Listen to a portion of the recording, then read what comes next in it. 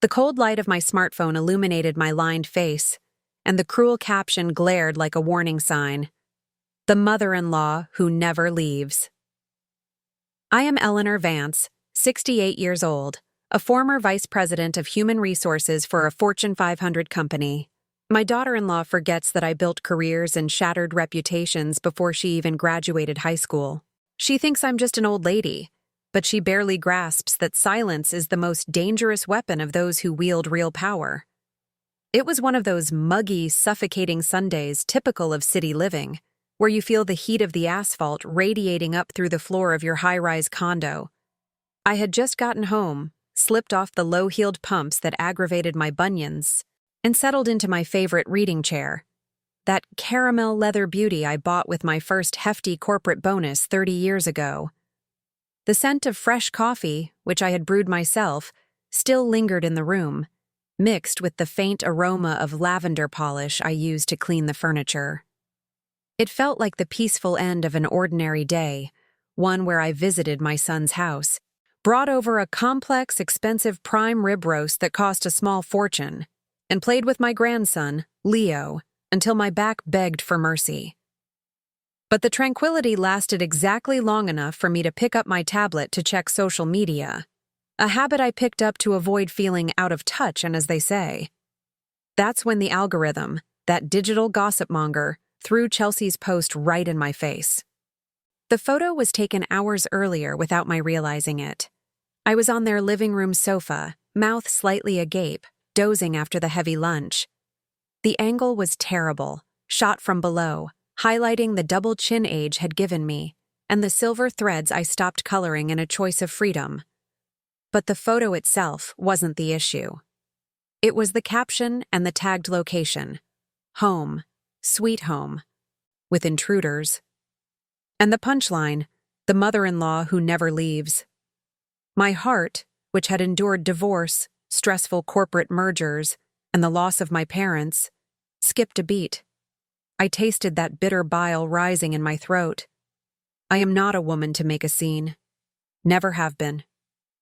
In my time, in the male-dominated corporate world, I learned that the one who screams loses credibility, and the one who cries in front of others shows weakness.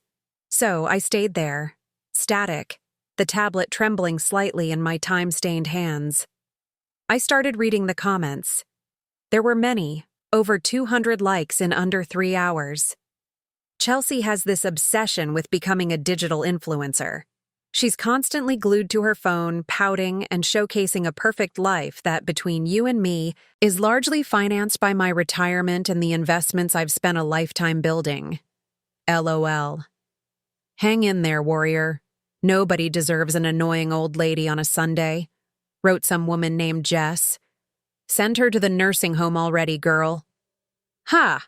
Commented another. Heaven forbid. I don't even let mine through the door. I just tell her I'm not home, chirped a third. And Chelsea responded to every single one with laughing emojis, vomiting faces, and phrases like, "The worst part is she brings greasy casserole dishes and thinks she's a queen," or, "I can't wait for some peace, but the inheritance takes forever, right?" That was a punch to the gut. The greasy food was the slow-roasted prime rib that my son, Andrew, has adored since childhood. I had spent all Saturday prepping the roast, selecting the best vegetables, buying the finest artisanal olive oil, and the inheritance. My God, I'm alive. I'm healthy. I do Pilates twice a week, and I read a book every 2 weeks. Reading that, knowing she wished for my departure just to get her hands on what I built with such sweat and effort, made a solitary tear roll down my face. I quickly wiped the tear away. No, I would not cry because of a spoiled 30-something girl who never knew what it was like to ride a packed bus or choose between lunch and dinner just to save money. Chelsea always had everything easy. An overly protective middle-class family, college paid for by her father, and now a marriage to my son who, unfortunately, inherited my late husband's passivity and not my drive. Andrew is a good man, but he is blind with love or complacency. He doesn't see the little digs, the looks of disdain she throws my way when I ask for a glass of water, the impatience when I tell a story from my past. He thinks it's just her way. Her way? Nonsense. It's bad manners and a lack of character. I took a deep breath, trying to calm the racing of my heart. I looked around my living room. Everything here was the fruit of my labor. The artwork on the wall, the Persian rug, the view of the illuminated city below. I was a VP of HR for one of the largest logistics companies in the country. I interviewed thousands of people. I could read a human being by the way they crossed their legs or shifted their gaze. And for years, I chose to ignore Chelsea's red flags for the sake of family harmony. I swallowed massive, barbed toads just to see my grandson grow up near me. But public humiliation is a boundary that you do not cross with impunity with Eleanor Vance. I walked to the kitchen and drank a glass of ice water. As the water cooled my burning interior, my mind began to work.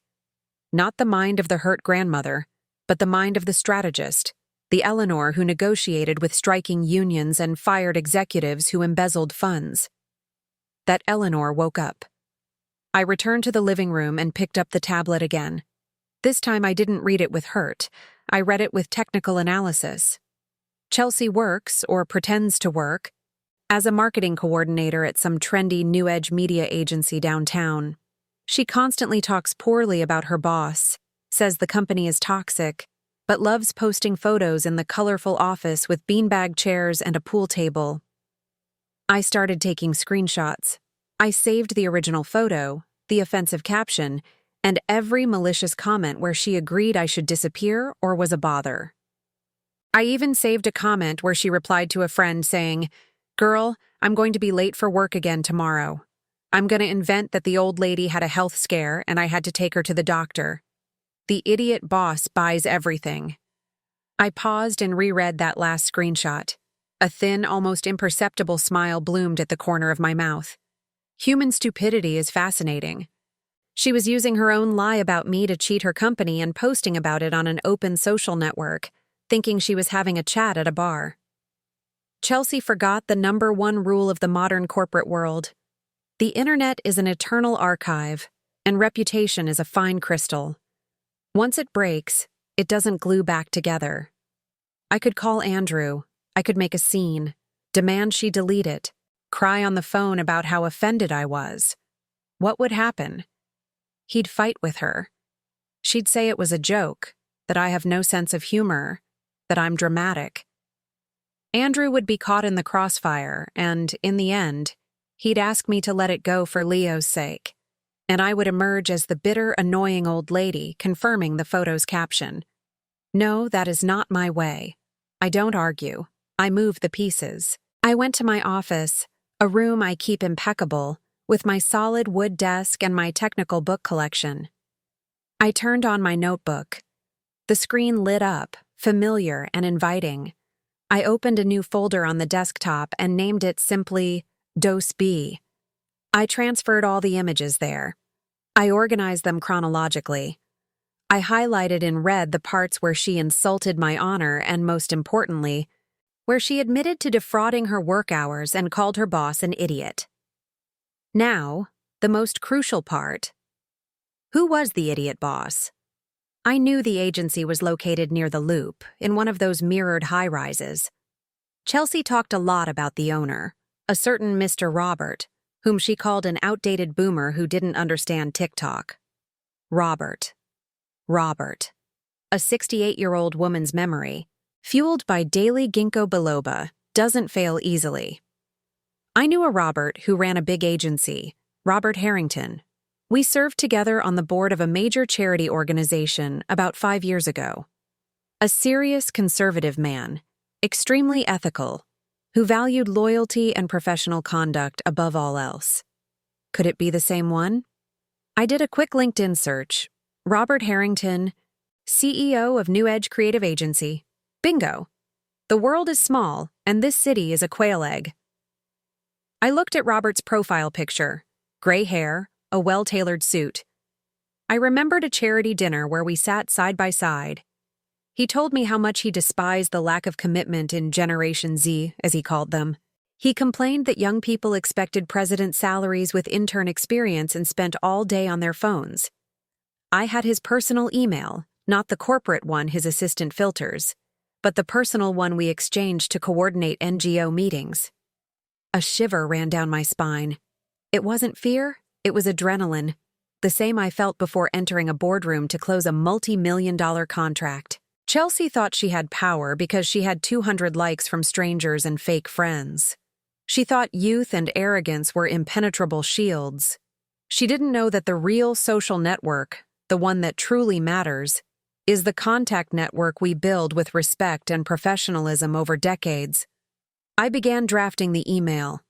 I didn't write it with anger. Anger is hot, and vengeance, or rather, justice, must be served cold, like a good gazpacho. I used my most cordial and professional tone. Dear Robert, I hope this email finds you well. I came across this post on social media, and unfortunately, besides disrespectfully involving me personally, I noticed direct mentions concerning your management and company culture that I found worrying coming from an employee. As an old colleague and HR professional, I felt you would want to be aware of how the image of your agency, and your own, are being publicly treated by your staff. Best regards, Eleanor. I attached the file.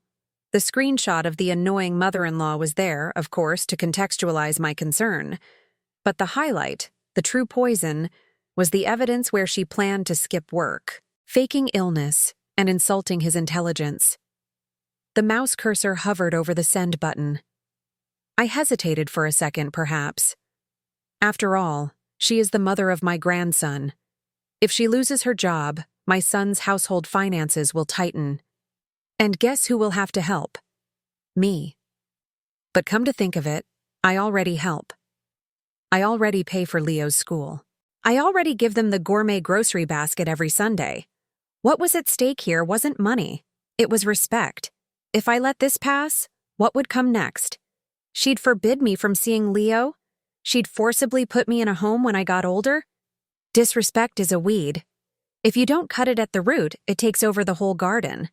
Besides, perhaps this was a necessary lesson, a lesson that life, with its heavy hand, needed to teach, and I would merely be the instrument. Chelsea needed to learn that actions have consequences, that the real world doesn't like a lack of ethics. I clicked send. The message, email successfully sent, appeared on the screen and quickly vanished. I closed the notebook gently. Silence returned to reign in my condo. I went to the window and looked out at the city below. The cars were just red and white lights, running like blood in concrete veins. I felt a strange peace. The sadness of seeing the photo had dissipated, giving way to a serene expectation. My phone vibrated on the table. It was a message from Andrew on WhatsApp. Mom, we made it home fine. Thanks for lunch. The roast was amazing. Not a word about his wife's post. He really didn't know. Either she blocked him from her stories, or he was pretending not to see. I responded simply, "That's good, son. Rest up. Tomorrow is a new day." And what a day it would be. I went to the bedroom, put on my silk pajamas, and lay down. As I adjusted the pillow, I thought of Chelsea laughing now with her phone in hand, feeling like the queen bee, reading the comments from her envious friends. She must have thought she won, that the annoying old lady was home knitting and whimpering in the corners. Little did she know that the annoying old lady had just yanked the rug out from under her high-heeled feet.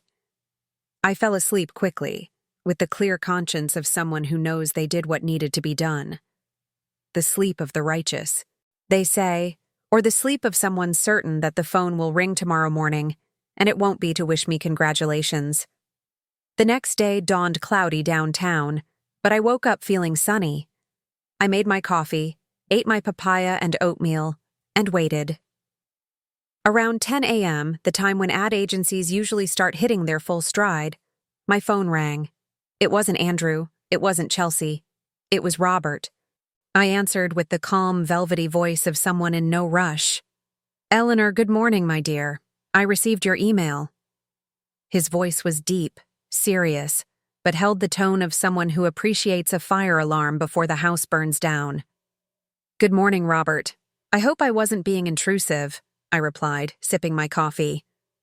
Intrusive? You were a lifesaver. I had already been suspicious about a few things, but seeing it in black and white and involving my name this way. He paused, and I could hear the sound of papers being handled on the other end. Let's just say the feedback meeting will be brief. Thank you for your continued loyalty, Eleanor. We must schedule that coffee soon. Certainly, Robert. Take care. I hung up. I looked at the clock. 10:15 a.m.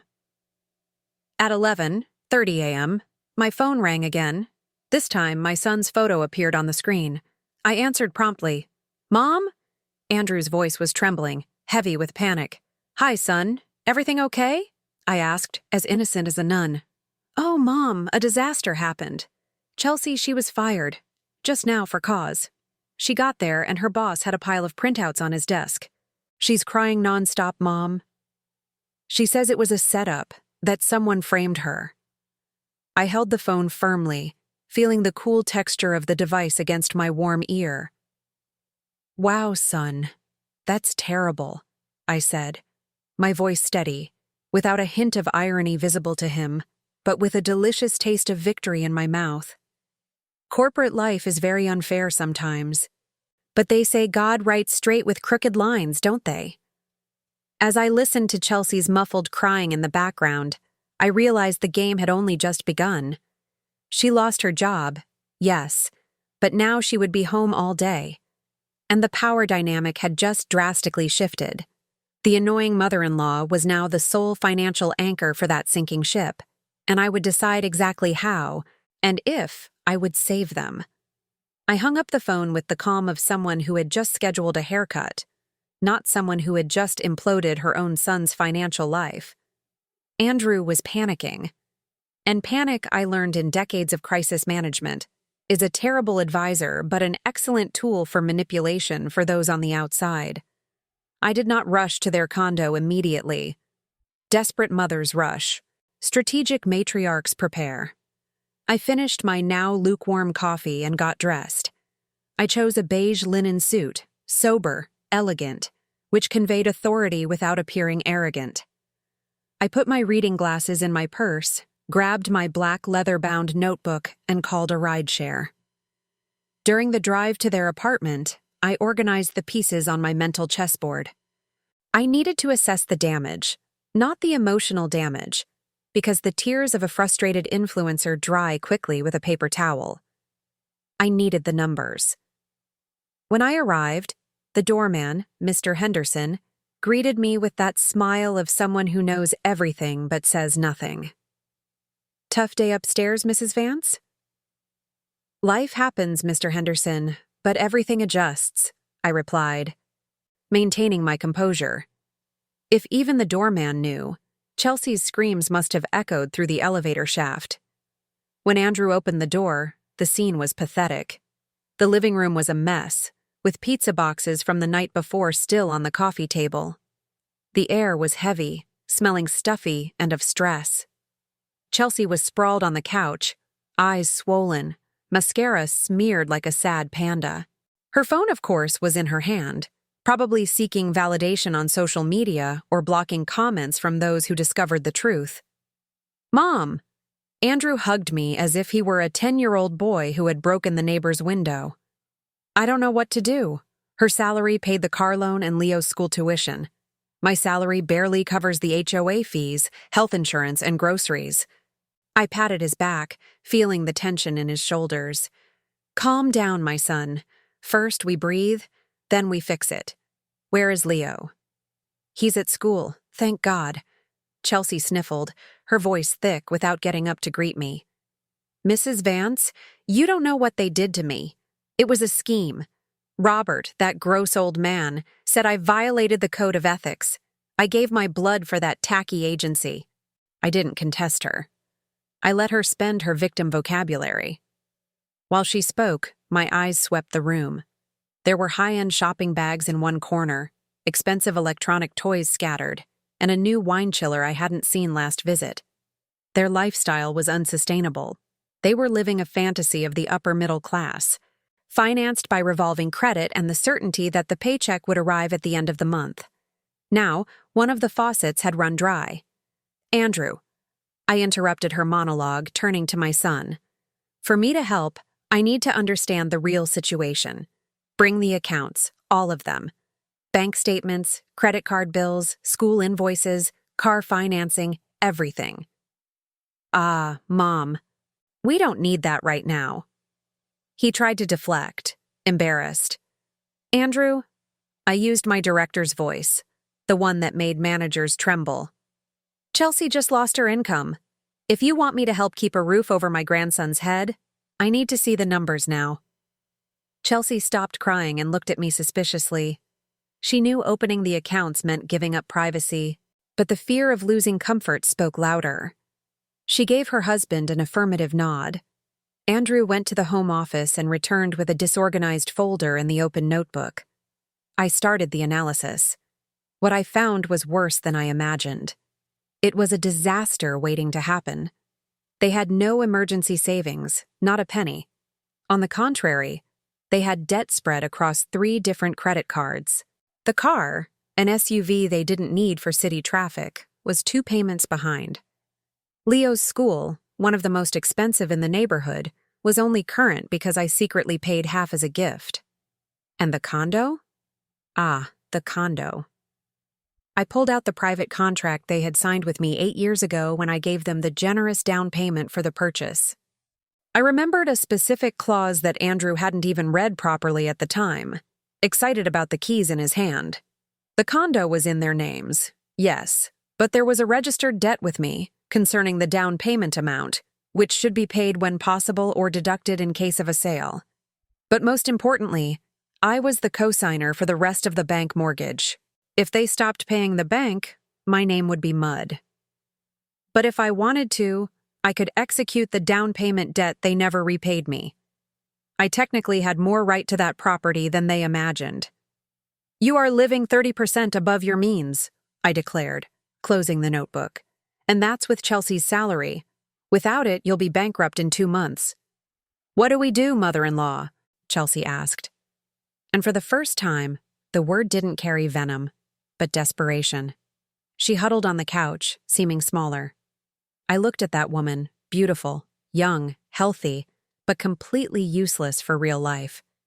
She thought posting outfit of the day photos was hard work.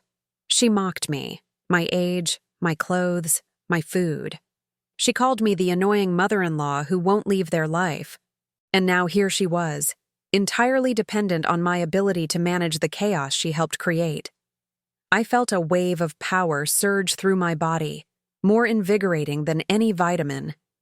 For years, I was treated like the nice grandmother, the woman good for baking cookies and picking up the child from school. They underestimated me. They thought retirement had turned off my brain.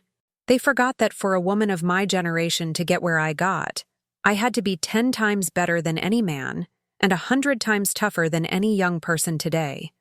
I am not just an old lady. I am an institution. I have capital. I have fully owned properties.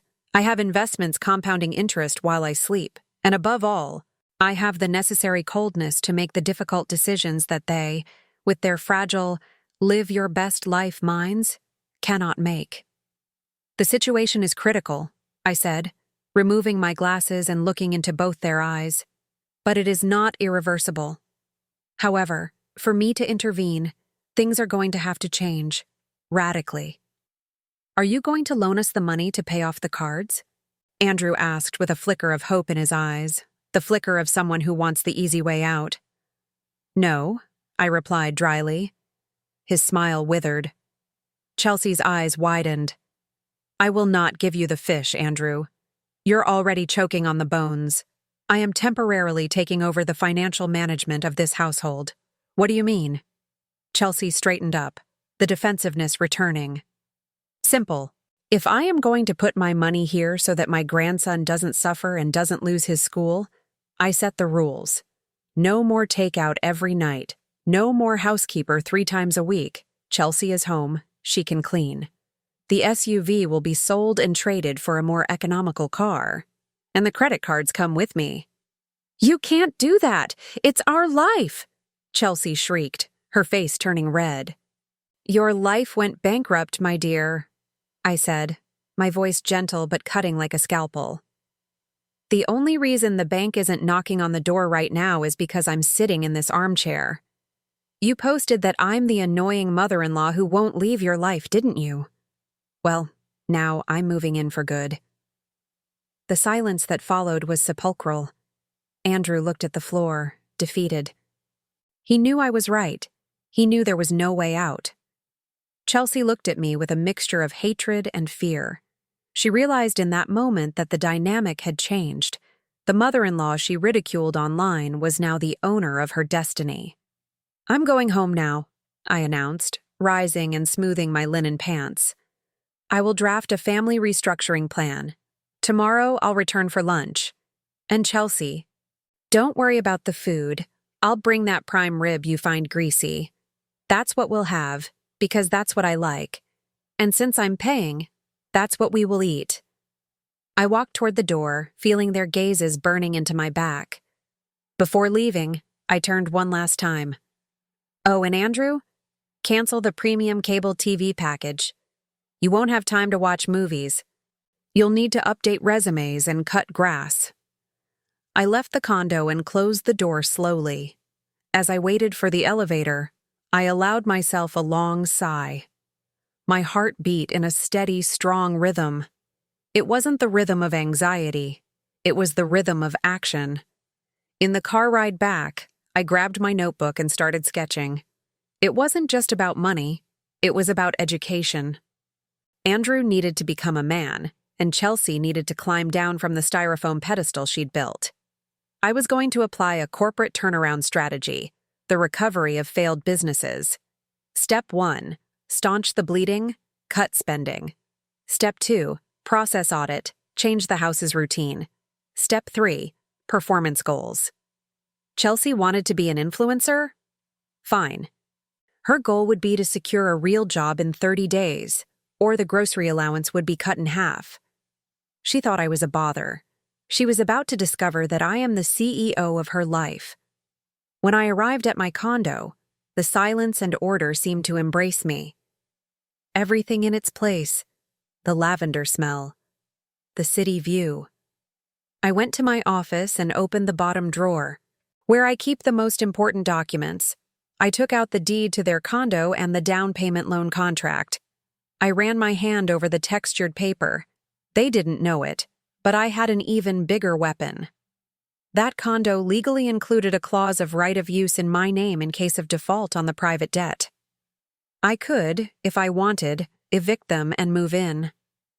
Not that I wanted to leave my sanctuary, but knowing I had the nuclear option in my hands gave me absolute tranquility. I turned on my computer and opened a new spreadsheet. At the top, I wrote Project Reality. I started listing the tasks. Chelsea would have to learn basic cooking. Rice, beans, sautéing, no imported ingredients or fancy risottos. Andrew would have to take over cleaning the bathrooms on weekends. And Leo? My grandson would spend more time with me. I would teach him the value of $1, something his parents forgot to do. As I typed, I remembered taking over the HR directorship in the 90s. I was called the Iron Lady, the Witch, every name in the book, but within 2 years the company was more profitable than ever, and everyone who cursed me eventually had to applaud me at the annual convention. Chelsea and Andrew were my new bankrupt company, and I, Eleanor Vance, have never let a project fail. The phone rang again. It was an Instagram notification. Morbid curiosity made me open it. Chelsea had posted a story. Black screen, small white letters. The world turns. Sometimes you fall, but you rise stronger. Injustice. Phoenix rising. I laughed out loud. A hearty laugh that filled the room. She still hadn't understood. She thought she had fallen to the ground, but she barely knew she was in free fall, and I was the only parachute. And I would only pull the cord if she asked politely and with the humility she never had. I closed the laptop. The plan was set. Tomorrow, the annoying mother-in-law would arrive not to visit, but to take command.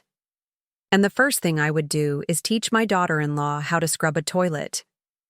They say bleach and scrubbing are great for clearing the mind and lowering arrogance.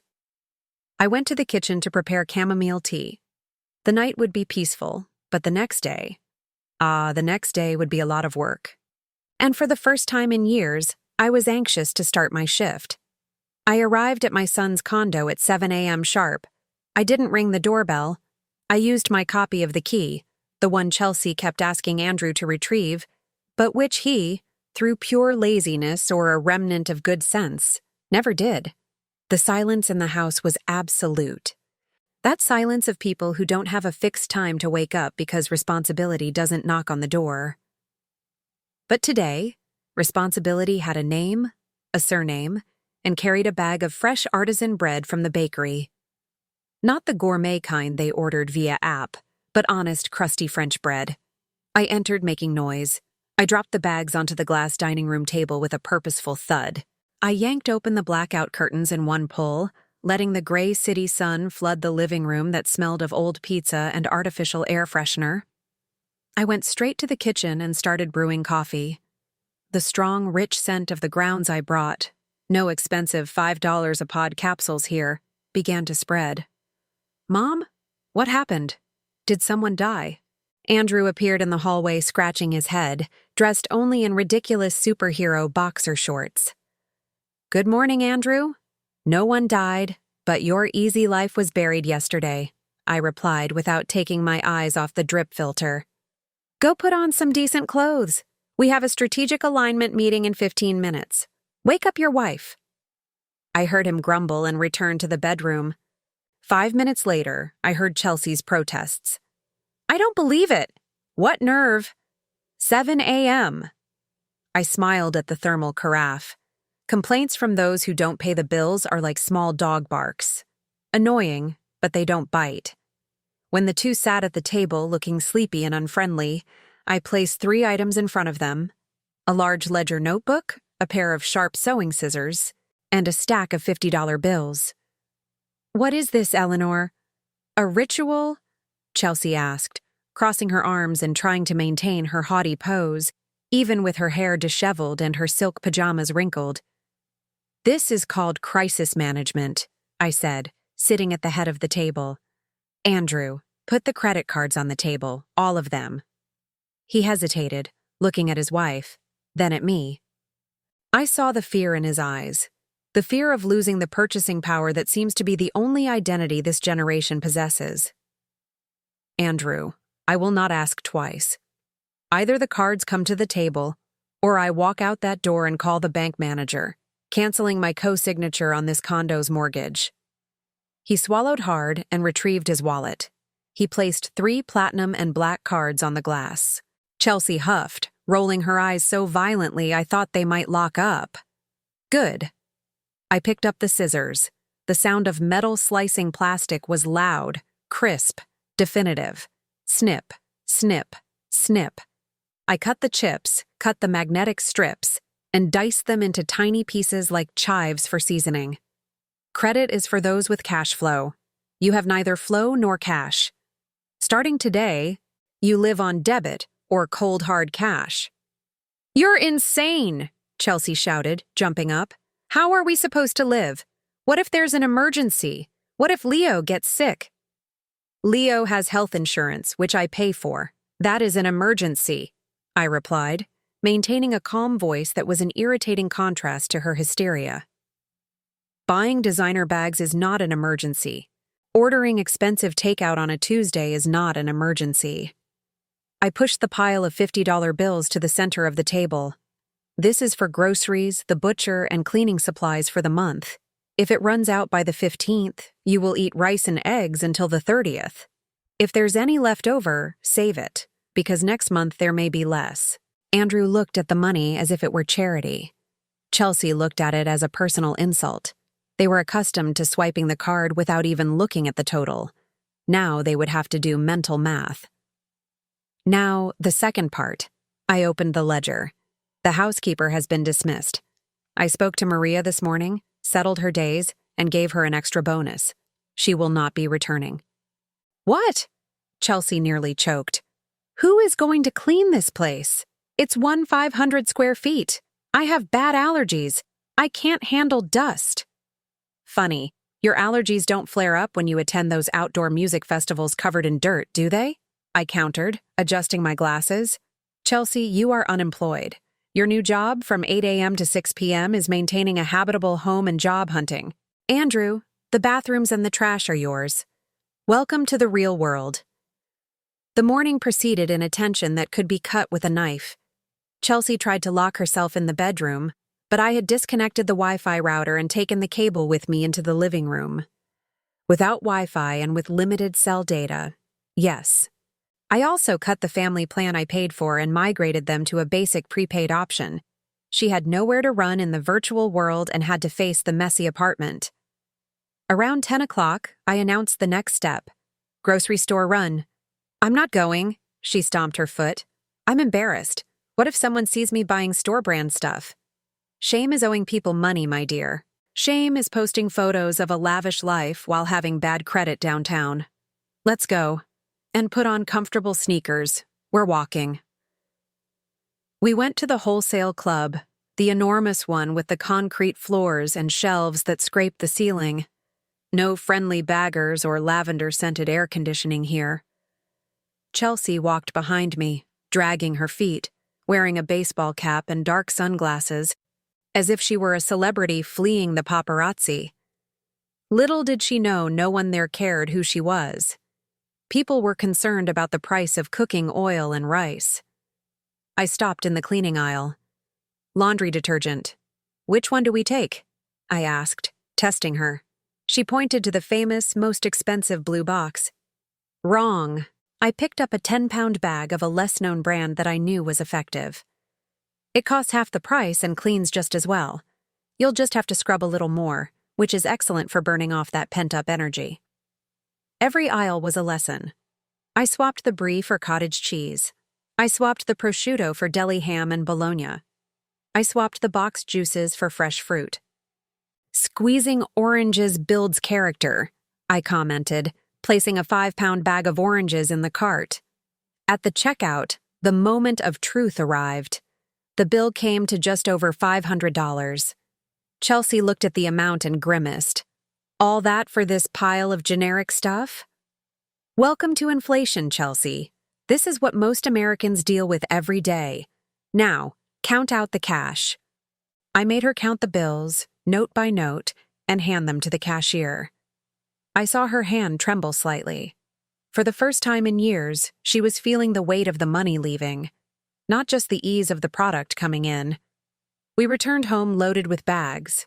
No home delivery service. Sweat was dripping down her forehead, smudging the little makeup she had applied.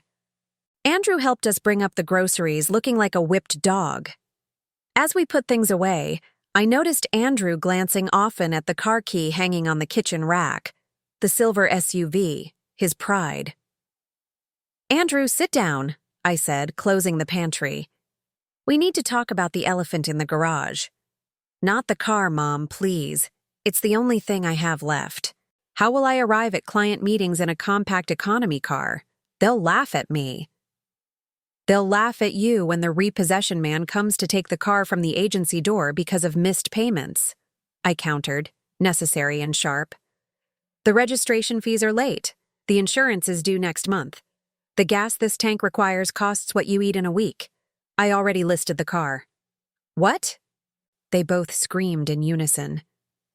I listed it this morning in a group of dealers I know. I already have an interested party who will pay the Kelly Blue Book value in cash. With that money, we pay off the car loan, pay the credit card debts, and buy a more economical, used sedan. There will be change left over for an emergency reserve. You have no right. The car is in my name. Andrew raised his voice, his face red with anger. It was the first time he had tried to assert himself. I walked toward him slowly. I stopped in front of him, looking him in the eye. I am petite, 5'3", but at that moment, I felt 10 feet tall. Is it in your name, Andrew? Are you sure? Because I signed as the co-signer.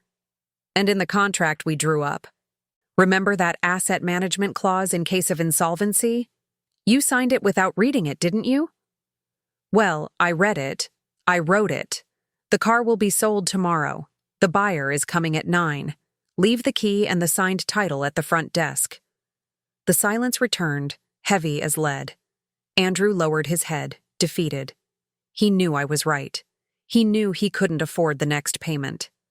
His fragile masculinity was bruised, but his wallet was being saved. Someday he would understand. "Now, lunch." I clapped my hands, changing the subject to break the wake-like atmosphere. "Chelsea, today you learn to make dinner.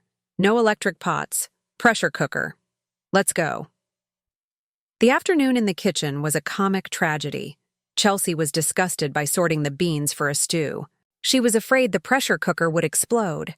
She cried profusely while chopping the onion, and it wasn't just the onion acid. But I did not relent. I stood beside her like a general, correcting her posture, teaching her to sauté the garlic without burning it, showing her the right amount of salt. "You think you're punishing me, don't you?" she muttered while stirring the rice pot, the hot steam ruining her expensive keratin treatment. "No, Chelsea, I am giving you autonomy. Punishing you would be letting you starve or depend on the favors of others forever. Someone who knows how to cook is never helpless." I hate this. I hate this housewife life. I was born to create, to do marketing, to connect people. She slammed the spoon against the pot. "Then use that anger to get a job," I replied calmly, tasting the stew. "Need salt. Add more." When lunch was served, rice, stew, ground beef with potatoes and lettuce salad, we sat down. It wasn't the banquet they were used to, but it was real food. Andrew ate in silence, taking seconds. Hunger, humanity's old companion, is the best seasoning there is. Chelsea picked at her food, still resistant, but she ate. In the middle of the afternoon, while I organized the bills into folders separated by priority, I heard Chelsea talking on the balcony. She spoke softly, but I have trained ears. "Girl, you have no idea what a nightmare it is here. The old lady has taken over everything, cut my cards, sold Andrew's car. It's like a horror movie, but I'm going to get back at her. I'm going to post some stories exposing this situation of psychological imprisonment." "What?" "No," she disconnected the internet. "I'm using my data." "Yeah, I'll post now." I got up silently. I went to the breaker box near the entrance door. I opened the cover. I identified the breakers: outlets, living room, balcony. Click. I heard a scream from the balcony. Ugh, my phone died. I returned to the table as if nothing had happened. Chelsea stormed into the room, charger in hand, looking for an outlet. "The outlet stopped working. What old building is this, Andrew?" "It must be a power surge," I commented without taking my eyes off the papers. "Or perhaps it's a sign from the universe for you to save battery and focus on what matters." Speaking of which, Chelsea, I saw that New Edge Creative Agency posted the vacancy for your position on LinkedIn. They require an ethical and committed profile. I don't think you qualify, but there's an opening for a social media assistant at a local bakery. It pays little, but the bread is free. You should try. She looked at me with a hatred I could almost touch, but for the first time, I saw something different in that gaze. It was no longer the contempt of someone who feels superior. It was the fearful respect of someone who realized they were dealing with a force of nature. She realized I wasn't playing house. I was playing chess, and she was just a pawn who had just lost her queen. "Eleanor," Andrew called, his voice thick. "Thank you for organizing the mess. I know we messed up, but does it have to be this rigid?" I looked at my son, a 35-year-old man who still acted like a boy. "Andrew, the bitter medicine is the only one that cures the infection. I am not doing this because I am mean. I am doing this because I love you enough not to let you sink into the quicksand of your own ignorance. Now finish eating and go wash the dishes. The sink is full, and the water doesn't save itself." As he got up for the sink and Chelsea sat on the couch, phone dead in her hand, staring into space, I felt deep satisfaction. It wasn't joy, It was the feeling of duty fulfilled. The chaos was being tamed, but I knew the beast wasn't fully docile yet. Chelsea was quiet, but her mind was working. She would try something. She would try to rebel. What she didn't know was that I still had the complete dossier tucked away. I had only used the tip of the iceberg to get her fired. If she tried to expose me or harm my son again, I would sink the rest of the ship without blinking. I picked up my tea, which had cooled, and took a sip. The taste was bitter, but it went down smoothly. The hierarchy had been reestablished. The annoying mother-in-law was now the commander-in-chief. And the first battle had been won without firing a single shot, only by shredding plastic cards and flipping breakers. Money does not tolerate disrespect, and a family without respect does not prosper. They were learning lesson number 1 from my manual. He who pays the piper calls the tune. And the tune was now a steady, powerful march, where anyone who didn't keep the beat would fall off the stage. Tuesday dawned with that heavy metropolitan gray that seems to weigh on your shoulders, but for me, the sky was bright. At 9 a.m. sharp, the intercom rang. It was the car buyer, a used car dealer named Chuck, a practical man who doesn't waste time on sentimentality. Andrew went down with me. He looked like he was going to the slaughterhouse, dragging his feet, the silver SUV key clutched in his hand like a sacred amulet. The transaction was quick and surgical. Chuck checked the car, verified the engine, nodded, and made the bank transfer right there on his phone. The value landed in my account. Yes, mine, for I was the co-signer and the manager of this family bankruptcy. When Andrew handed over the key, I saw a fleeting tear roll down his cheek, a 35-year-old man crying over a piece of metal with wheels. It was pathetic but necessary. That car was the symbol of the status they didn't have, Cinderella's carriage turning into a pumpkin before midnight. "There, Andrew," I said, patting his back as the car rounded the corner and vanished. "One less debt? One less registration fee, one less headache. Now let's go up. We have bills to pay." As we entered the condo, Chelsea was in the living room, chewing on her freshly, and poorly, I might add, painted nails. She looked at Andrew's empty hand and scoffed. "Did you really sell it? You have no heart. How am I supposed to take Leo to swimming lessons without a car?" "Our swimming lessons are right here in the neighborhood, Chelsea. 15 minutes walk, good for cardio and humility," I replied, sitting at the table and opening my notebook. "Now sit down. We are going to distribute the sale money." Financial reality is a cold shower, and I was holding the hose. I showed them the computer screen. The sale money paid off the car loan, settled the 3 maxed-out credit cards, and covered the overdraft fees. There was enough left to buy a used economical compact sedan from 5 years ago and create an emergency reserve that would last, with luck and much discipline, 3 months. "That's it?" Andrew asked, looking at the final balance. "Nothing left for, I don't know, a little breathing room?" "The breathing room is not having your name on a junk debt credit report, my son. The breathing room is sleeping, knowing the bank won't take this condo tomorrow. Peace of mind is the greatest luxury there is, and you just bought it. You're welcome." But peace in that house was a volatile commodity. Chelsea wasn't willing to accept defeat so easily. Over the next 2 days, she tried everything to reverse the game. First, she tried the poor little me tactic. She cried in the corners, claiming she was depressed, that the environment was toxic. I simply offered chamomile tea and suggested books from my shelf on stoicism. Then, she tried emotional manipulation. She started whispering to Andrew, trying to turn him against his mother. I overheard phrases like, "She wants to control everything. Your mother is a dictator. We need to get her out of here." Andrew, weak as always, stayed on the fence, shaking his head, lacking the courage to confront me but also lacking the courage to tell his wife to shut up. The final straw came Friday night. I had prepared a simple dinner, vegetable soup and bread. Chelsea looked at the bowl as if it were poison. "I can't take this anymore," she yelled, pushing the bowl, which made a sharp noise on the table. "I am not living like this. I am young. I have talent. I won't stay here being humiliated by a bitter old woman who thinks she knows everything." The silence at the table was absolute. Leo, my 7-year-old grandson, widened his eyes. I calmly signaled for him to go play in his room. He obeyed, sensing the tension in the air.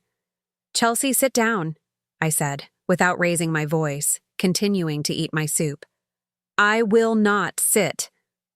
She was standing, face red, veins popping in her neck. "This house is mine. It belongs to my husband. You are an unwelcome guest. You invaded our lives. I want you to leave now. Take your spreadsheets, your money, and disappear. We'll manage. I'm calling my mother. She'll come get me." Andrew put his hands on his head. "Chelsea, please, don't talk like that." "Shut up, Andrew. You're spineless. Your mother controls you, but not me. Get out, Eleanor. Get out of my house." I gently placed my spoon in the bowl. I wiped my mouth with the paper napkin. I took a deep breath. This was the moment. The moment the friendly management ended and the legal intervention began. I slowly stood up, walked to my leather purse, which was always on a nearby chair. I pulled out a blue folder. It wasn't the social media dossier. It was something much more concrete, much heavier. It was the real estate assets folder. I returned to the table and dropped the folder in front of Chelsea. The thud of the papers against the glass was the only sound in the room. "Your house, Chelsea?" I asked with an icy smile. "Open it. Read Clause 7. She looked at me suspiciously, but the tone of my voice, charged with unwavering certainty, made her obey. She opened the folder. They were the purchase documents for the condo and the private loan contract we made years ago. "What is this?" she stammered, trying to decipher the legalese. "Let me translate that into English you understand," I began, circling the table like a shark. "When you bought this condo, I provided the down payment, 80% of the value. You financed the rest. The agreement was that you would pay me back the down payment in installments. Have you paid anything? No. Not a single cent in 8 years. I stopped behind Andrew's chair and placed my hands on his shoulders. He flinched. "The contract you signed," I continued, "has a right of reversion and lifetime usufruct clause in case of delinquency exceeding 5 years. In other words, Chelsea, legally this condo is mine. You are not the owners. You are delinquent tenants whom I, through maternal mercy, have not yet evicted." Chelsea dropped the papers as if they burned her hands. Her face went pale. She looked at Andrew for denial, but his head was bowed, confirming everything with his shameful silence. "Andrew, is this true?" she whispered. "It is, Chelsea. Mom bought the condo. We only pay the HOA fees and the small bank payment. I thought she would never collect. I would never collect if there were respect." I cut in, my voice now hard as steel. "But you, my dear daughter-in-law, decided to expose my image online. You decided to call me the annoying mother-in-law who won't leave your life. Well, the irony is that the ones who won't leave my property are you." I walked to the window and looked at the city view. The night sparkled outside, indifferent to the petty dramas of mortals. "So, Chelsea, you have 2 options." I turned to face them. Option A. You pack your bags, take Leo, if he chooses to go, which I doubt, and return to your mother's house in that small suburb, where you share a room with your younger sister and sleep in a bunk bed. I know your mother cannot afford to support you, much less with a child accustomed to private schooling. She swallowed hard. I knew exactly where to wound her. Her pride could not bear returning to the less affluent area she came from and so vehemently disowned on social media. Option B. You lower that tone of voice, sit in that chair, finish your soup, and thank God for having a mother-in-law who, despite being annoying, is the only barrier between you and destitution. You continue living here under my rules until you prove you have the financial and moral maturity to take the reins of your own life. Chelsea was paralyzed. The shock of reality was brutal. She realized that the entire house of cards she lived in, the condo downtown, the status, the security, was supported by the pillars she had tried to tear down. She had no power, no house, no job. She was, at that moment, merely a tolerated guest. And there's more, I added, deciding the victory must be complete. I know you tried calling your former colleagues at the agency this afternoon asking for referrals, and I know no one answered. Her eyes widened. How do you know? I don't need to wiretap phones, Chelsea. I know the market. Robert is an influential man. When an employee is fired for cause, for fraud and exposing the company, the news travels fast. You are blacklisted. No reputable agency will hire you now. Your name is on the informal HR blacklist. I saw tears well up in her eyes. These weren't tears of anger this time. They were of pure panic. Her future had vanished. So what am I going to do? She asked, her voice a thin, fragile thread, broken. You are going to start over, I replied, sitting back down and taking another spoonful of soup, which was cold but tasted of triumph. You are going to forget digital marketing for a while. You are going to look for work in operational areas, retail stores, receptionist in a doctor's office, telemarketing, honest work that pays the bills and teaches the value of hard effort. And until you find one, you will take care of my house and my grandson with the excellence I demand. Andrew lifted his head. There was a mix of relief and fear in his eyes. Relief because I hadn't kicked them out. Fear because he realized the kind old mother was gone, replaced by the ruthless executive. Mom, thank you, he murmured. Don't thank me, Andrew. Grow up. That's all I ask. Chelsea remained silent for a long minute. I saw her internal struggle, the ego screaming at her to storm out, and the logic of survival screaming at her to stay. Logic won. Slowly, she pulled out her chair and sat down. She picked up the spoon, her hand shaking. She brought the soup to her mouth and swallowed. It was the bitterest taste she had ever felt, I'm sure. The taste of necessary submission. The soup is good, Eleanor, she said without looking at me. Good, Chelsea. I'm glad you've recovered your appetite. Tomorrow we wake up at 7. We're doing a deep clean on the windows. They are filthy. The dinner ended in silence, but it wasn't the heavy silence from before. It was a silence of order. The pieces on the board had been knocked down and repositioned. The king and queen had fallen. And the rook, me, now dominated the center. Later, I went to say goodnight to Leo. He was in bed reading a comic book. Grandma, did you guys stop fighting? He asked with that innocence that breaks your heart. Yes, my dear. Sometimes adults need serious talks to understand each other. But everything is fine now. Grandma is here. Are you going to live with us forever? Forever is a long time, Leo. But I will stay until the boat stops rocking. I kissed his forehead and went to the guest room, which was now my headquarters. I lay in bed, feeling the exhaustion hit. Not physical fatigue, but mental. Dismantling someone's arrogance is hard work. It requires precision. If you press too hard, they break. If you press too little, they don't learn. I think I found the right measure. I looked at the dark ceiling. I didn't want to have to do this. I wanted to be in my own house, reading my books, traveling with my friends. But life doesn't give us what we want.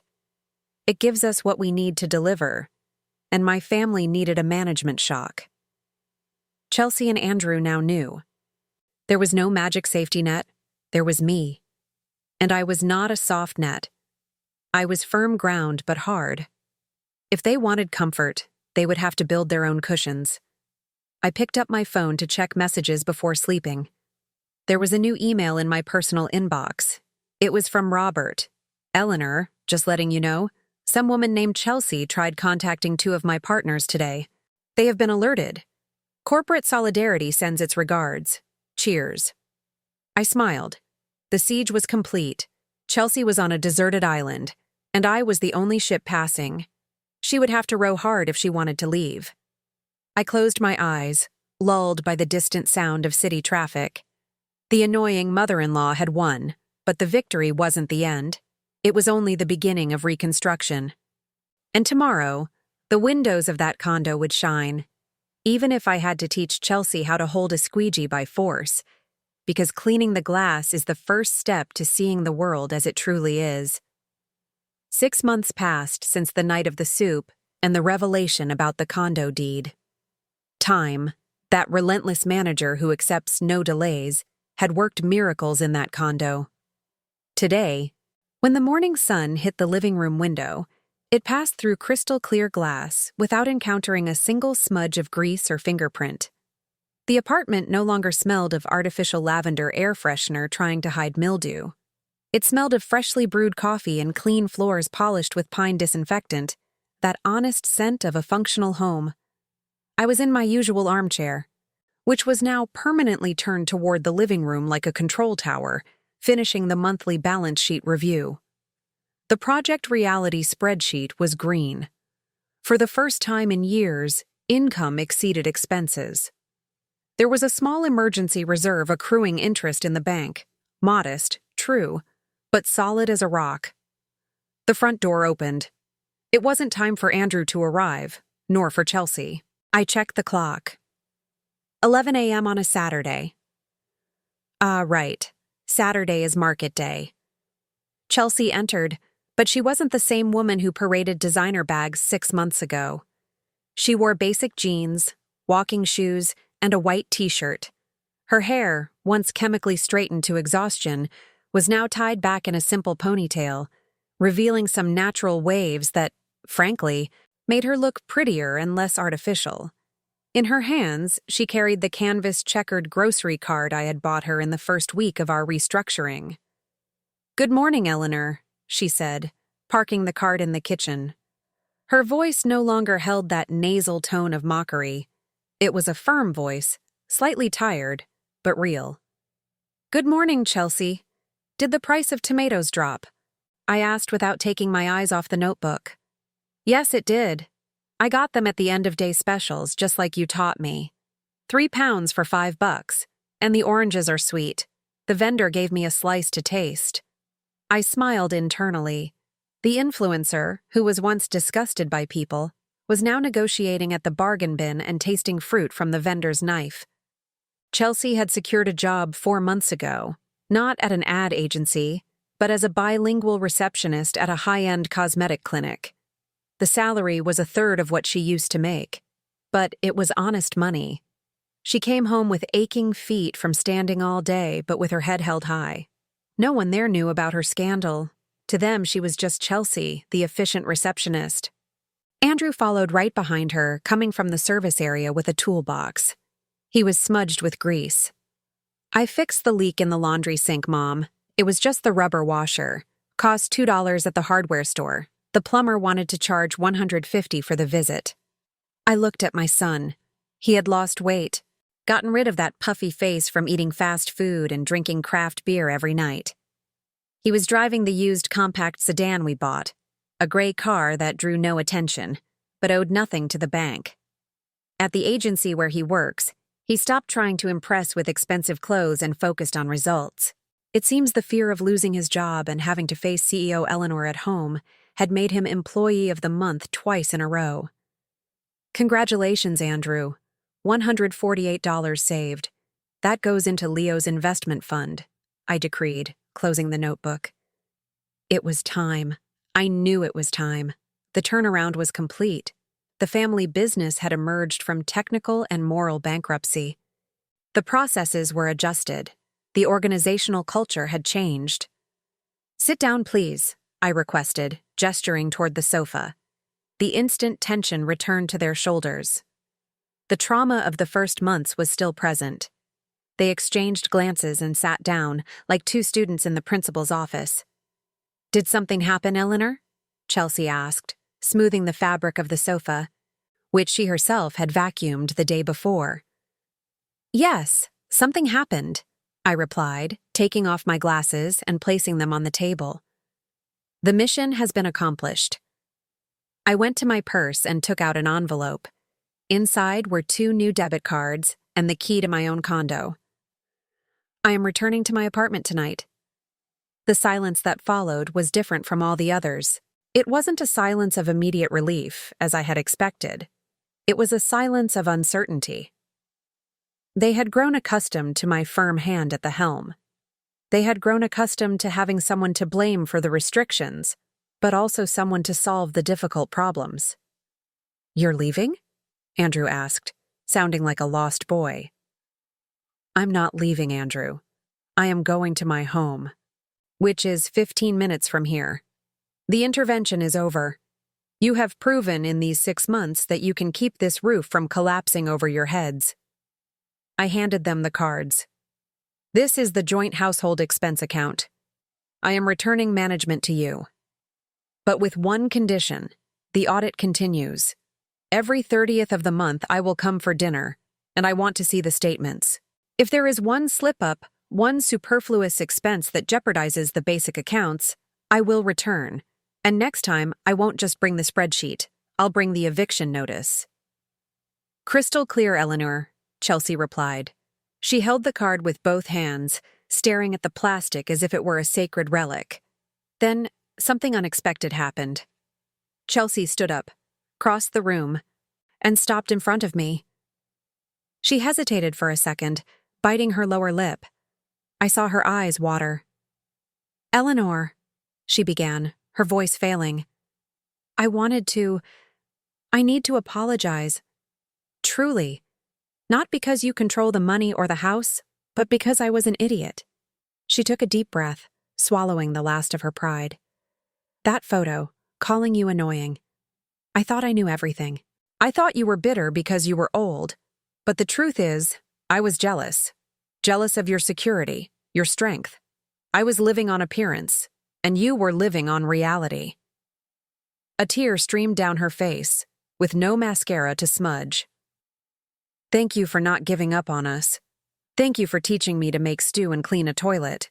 Because honestly, I prefer today's life, tired and with the bills paid, to the life before, pretending to be rich and trembling with fear that the doorman would deliver a collection notice."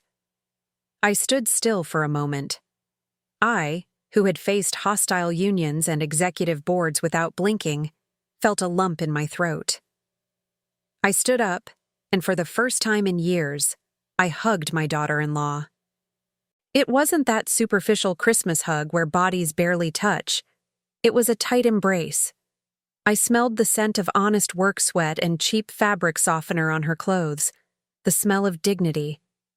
"You learned, Chelsea, and that is worth more than any inheritance," I whispered in her ear. Andrew joined the embrace, awkward as always, wrapping his long arms around us. We stood there in the middle of the clean living room, 3 generations trying to mend themselves. Leo ran out of his room, saw the human sandwich, and jumped at our legs, laughing. "Grandma, are you leaving?" he asked, looking up. I released the embrace and crouched down to his height. "I'm going back to my house, my love. But Grandma will come for lunch every Sunday. And guess what we're having tomorrow?" "Prime rib?" he asked, his eyes shining. "Prime rib, with plenty of savory gravy and potatoes. And your mother is going to help me prepare it." That night, as I packed my small suitcase to return to my sanctuary, I reflected on the journey. When I saw that spiteful Instagram post, my first reaction was pain, the second was anger. But the third, the one that defined everything, was responsibility. It's easy to be the grandmother who spoils the grandkids with sweets and lets the parents figure things out. It's hard to be the matriarch who cuts the limb to save the patient. I chose the hard path. I was called a witch, a general, annoying. But today, I leave behind a functional family. Andrew learned that being a man isn't about having a big car. It's about honoring your commitments. Chelsea learned that a woman's value isn't in her likes, but in her ability to reinvent herself and hold down the fort when life gets tough. And Leo? Leo learned that love sometimes says no. Before leaving, I went to the kitchen for one last glass of water. Chelsea was there, packing Leo's lunchbox for Monday. She cut the fruits precisely, without waste. "Eleanor?" she called without turning around. "Yes, dear." "My mom saw a photo of us last week. The one we took at Andrew's birthday here in the living room with the simple cake I baked. And what did she say? She asked if you were still that witch I used to talk about. And what did you tell her? Chelsea turned, drying her hands on a dish towel. A genuine smile lit up her face. I told her that witches cast spells to deceive the eye. You performed a miracle to open mine. I told her you are the best mother-in-law I could have, even if you are the toughest. I smiled. I picked up my purse and walked to the door. Keep that quiet, Chelsea. I have a reputation as a hard-ass to uphold. If they find out I have a soft spot, I'll lose respect at my bridge club. I took the elevator down, feeling a lightness I hadn't felt in decades. Mr. Henderson, the doorman, saw me leaving with my suitcase. Going on a trip, Mrs. Vance? I am, Mr. Henderson. I'm going back to my life. My mission here is complete. You did a good job. The mood on the 42nd floor has changed night and day. Andrew even says hello to me now. Manners are learned through example or through pain, Mr. Henderson. They chose pain first, but they learned through example later. Then I got into my sedan parked on the street. I turned on the radio. An old song played softly. I drove through the city streets, watching the city lights. I arrived at my condo, my true home. The silence greeted me like an old friend. Everything was exactly where I left it, but the air felt different. I was no longer the lonely woman living off corporate memories. I was Eleanor Vance, the woman who rebuilt a family with an Excel spreadsheet and a bag of oranges. Out of habit, I picked up my tablet and opened Instagram. I went to Chelsea's profile. The latest post was a photo of the dining table with the simple place settings, my prime rib from the previous week, and all our hands clasped together on the table. The caption read, "Family isn't who applauds your easy victories. Family is who holds you when you fall and teaches you to get back up." Thank you, Eleanor Vance, for being the foundation we didn't know we needed. Gratitude leads to learning. It only had 45 likes, but each one was from a real person, true friends, and family.